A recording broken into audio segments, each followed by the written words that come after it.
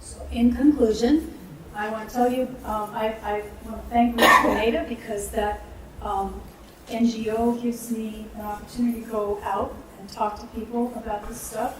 I want to thank Becky Bailey, who founded Conscious Discipline. I definitely want to thank SGU because that's my boss. So thank you very much for your attention. We have 25 minutes to have a discussion, which is great. Hopefully we'll have some discussion. Does anybody have any questions? Comments? You don't have the book Conscious Discipline on his recommended reading. No, that is a book that is really geared towards teachers, but her book is geared towards parents. There's two chapters geared towards parents. One is called Easy to Love, Difficult to Discipline, and the other one is called There's Got to Be a Better Way. Both two. If you type in Conscious Discipline on Google, you'll find it. Conscious Discipline. Yeah. By Becky, what's her name? Bailey, B-A-I-L-E-Y. She's a developmental psychologist. Yes?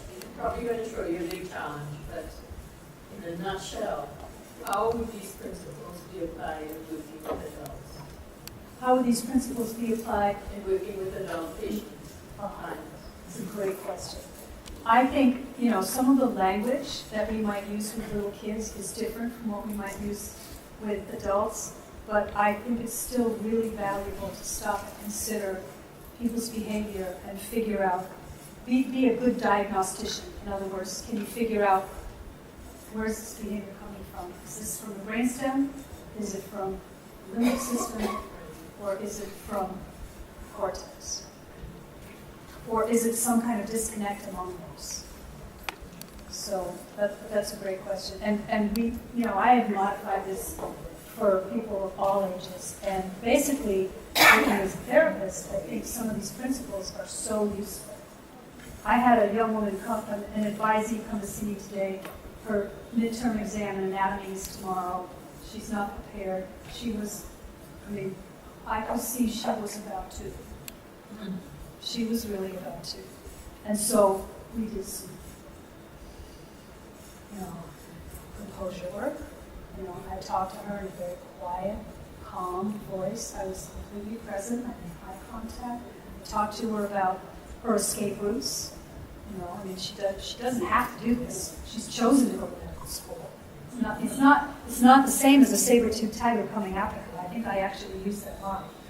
You're not going to die. It's a test. It's a test. It's not going to kill you. It's not like somebody's chasing you. So she left calm. I don't know how skillful she is, but it was also useful, I think, to tell her that, it might be good for her to delay her medical education until she has better coping skills, because it's really hard to go to medical school. But thank you, that's a really good question. Anybody else?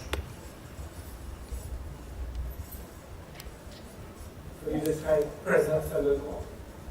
Presence. Thank you. Great question. Well, I'd be interested in what you guys think. What is presence? What does that mean to you?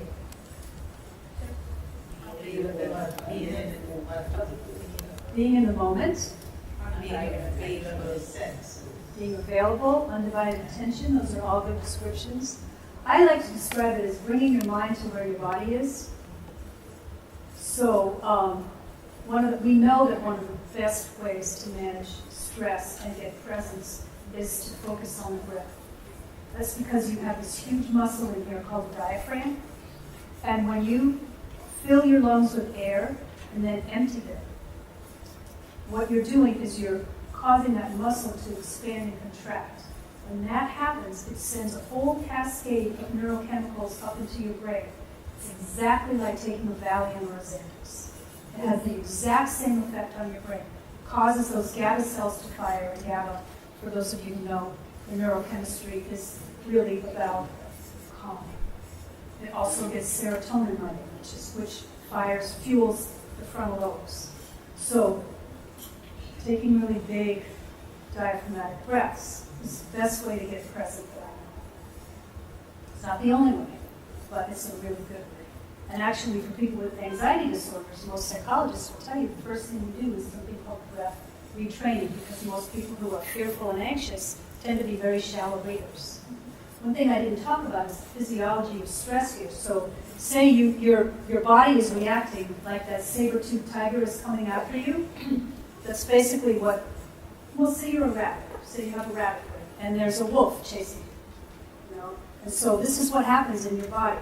Your pupils dilate to let in more light. Your hair stands on end, so you look bigger. Your heart starts beating really fast. All the blood goes to your arms and legs so you can fight or flee. In the rabbit's case, you're prey, so you're going to flee. So this is called our sympathetic nervous system, and it just goes on fire, and it energizes us to get away from something. Now, the rabbit, if he gets away, he goes into the next meadow. Within seconds, his nervous system goes right back down to normal. So right back down to baseline. So his heart rate slows down, his pupils constrict again, blood starts to flow to his digestive area so he can nibble that grass and digest it. So everything goes right back to normal. And that's what our paleo-mammalian brain could do if we didn't have cortex. But because we have cortex, we have all this internal language going. So say you're the rabbit. Where did he go? What's going to happen next? Oh, my brother's over in that field. What's going to happen here? So we keep ourselves in that really aroused state. And when we do that, we get ourselves in this chronic stress situation. We're flooding our bodies with stress hormones, killing our brain cells, robbing our hearts of needed tissue. So we're doing all this stuff just with our minds. So being present is being able to be in your body, in your mind, having your mind and your body in sync, rather than spinning out all these possibilities and all these worries and all these fears, because that's what keeps us. So the brain is really great at a lot of things, but there's some things it's not so great at. And one of those would be managing our own bodies. Other animals are much better at managing their bodies than humans are. So that's why I like the description of bring your mind to where your body is. And we have a lot of practices to do that. Breathing is one, noticing what it feels like to have your feet on the floor, noticing what it feels like to have your bum on a chair, etc. So, just really trying to be present. But I like the idea of being in the moment too. So that was a very lengthy answer to your question. I'm sorry. Anybody else have a question or comment? Is this useful information? That's the goal, really. That's what we want, is to be useful information.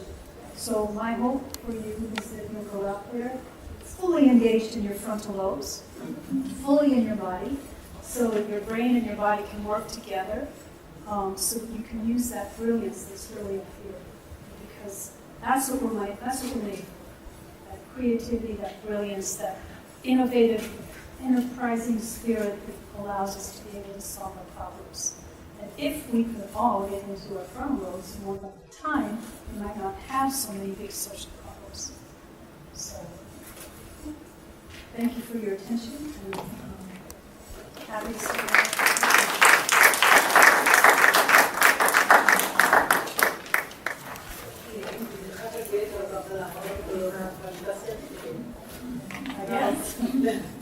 Or they're tired and they need some exercise. We just have one more formal part of the sequence to finish, and that's basically to say thanks. So just give people a few minutes. We like to say thanks first of all to God for making this evening's lecture a reality. We'd like to thank Alice for allowing us to use this very appropriate space for the lecture. We especially want to thank Dr. Randa for taking the time out of her busy schedule to share such a wealth of information on brain smart parenting with us. I know I am feeling much more enlightened leaving here this evening than when I first came here. I would like to personally thank the hardworking members of the executive for running together and working overtime and making this evening's event such a success. Last but certainly not least, we would like to thank you, the members of the audience, for understanding the importance of and seeing the value in being here this evening. I'm sure that you're all leaving with a much more wealth of information than when we first came. So we'd like to say thank you very much. Thank you for spending the evening with us. And we do wish you a safe journey back home. And I would also like to thank you for making my first trip to Trinidad so lovely. Thank you.